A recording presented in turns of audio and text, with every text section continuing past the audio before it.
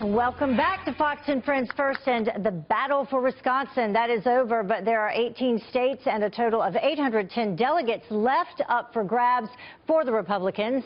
The next contest, Colorado, followed by Wyoming and then New York. 1,237 is the magic number needed to secure the nomination, and there are some crucial states left, including the 95 delegates up for grabs in the Empire State, and then, of course, California with 172. But even with Ted Cruz's big Wisconsin win last night, is it already too late for him? Based on the numbers, the amount of delegates that he will need by the end of this month won't even be available. So here to weigh in is Lisa Boothe. She is a contributor for the Washington Examiner and Republican strategist. Thank you so much for joining us. Thank you, Heather. Good morning. So by April 26th, there will not be enough delegates for Ted Cruz. Well, exactly, and that's the problem for Ted Cruz, is the math isn't really in his favor. But for Ted Cruz, this isn't exactly about winning the nomination outright, winning that 1,237, because that path really isn't there for him.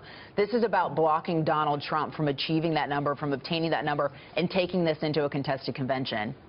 So what does Donald Trump need to do from this point forward? Well, I think for Donald Trump, he needs to sort of recalibrate, because he had a tough loss in Wisconsin. He's also coming off of the heels of a bad week, a bad couple of weeks. His misstep was with women voters. You know, the anti-Trump forces are starting to coalesce against him. We saw a little bit of an impact with that in Wisconsin last night. So I think he needs to recalibrate. He needs to focus on New York. This is his home state. He's a huge presence in the state of New York. He really needs to do exceptionally well on April 19th, which is when New York contest will be for Republicans. So which states specifically? I mean, we talked about New York with 95 delegates, and then California as well. Huge numbers there. Right, and those are the big states. But you have New York on April 19th, which, as I mentioned, is key for Donald Trump. He's got such a big presence there. It would send such a strong message if he doesn't do well, or he doesn't meet expectations from in that state. And then you head into a series of northeastern states on April 26th, where he's poised to do well. You've got Delaware, Rhode Island, Pennsylvania, and so those states are kind of teed up for him, which are going to be important for him.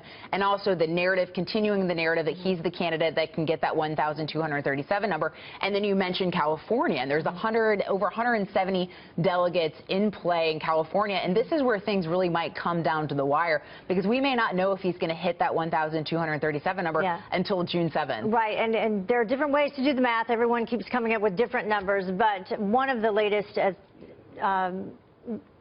additions, I should say, that we looked at leaves Donald Trump short by like 40, 42, 44 delegates. If that were to happen and we get to the convention, then what is next? Well, and Donald Trump prides himself as a deal maker. I mean, so there's going to have to be some brokering, some negotiations that happens prior to the convention to try to secure the nomination. So that's what's going to be interesting. But I think that puts him in a pickle, because there has been this major anti-Trump sentiment within the Republican Party. You look at some conservatives that are behind Ted Cruz and the establishment candidates that are right now that are already talking about a Paul Ryan or some sort of White House scenario, despite the fact we started out with 17 candidates.